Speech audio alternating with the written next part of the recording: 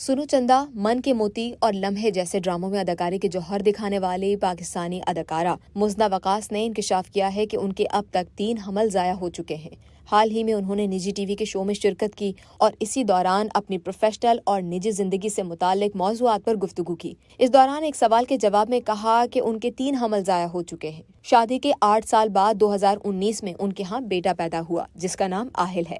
حمل ضائع ہونے کے بارے میں مزنہ وقاص کا کہنا تھا کہ 3 حمل ضائع ہونے کے بعد 2018 میں چوتھی بار حاملہ ہوئی تھی۔ حمل کے 5ویں مہینے میں چیک اپ کے لیے نامور ہسپتال کے ایک ڈاکٹر کے پاس گئی تو انہوں نے بتایا کہ بچہ مر چکا ہے، سانسیں چل رہی ہیں، نہ دل مکمل طور پر بنا ہے۔ اب 1 دن بعد دوبارہ ہسپتال آ کر DNC کروا لیجیے۔ اس کے بعد والدہ نے مشورہ دیا کہ ایک بار اور کسی اور ڈاکٹر کو دکھا کر الٹرا ساؤنڈ کروا لیتے ہیں، کبھی کبھار ڈاکٹر سے بھی غلطی ہو سکتی ہے۔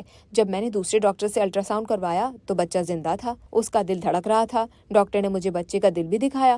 میں حیران تھی کہ ڈاکٹر نے مجھے کیوں کہا کہ میرا بچہ مر چکا ہے۔ اس موضوع پر گفتگو جاری رکھتے ہوئے اداکارہ نے دیگر خواتین کو مشورہ دیا کہ اگر کوئی ڈاکٹر آپ کے حمل یا بچے کے بارے میں کچھ کہے تو کسی دوسرے ڈاکٹر کو دکھا کر اس کی تصدیق ضرور کر لیں۔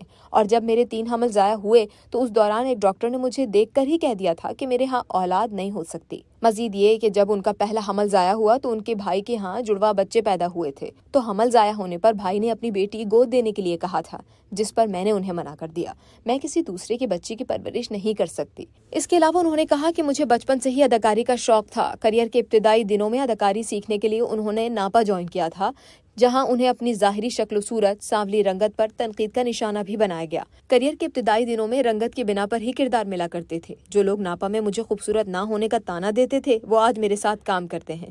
واضح رہے کہ ان کے والد نے 2 شادیاں کر رکھی تھیں۔ ان کی والدہ 2005 اور پھر والد 2006 میں انتقال کر گئے۔ مزنہ نے جامعہ کراچی سے ماسٹرز کی تعلیم حاصل کی، پھر کئی سالوں تک ٹیچنگ بھی کرتی رہیں۔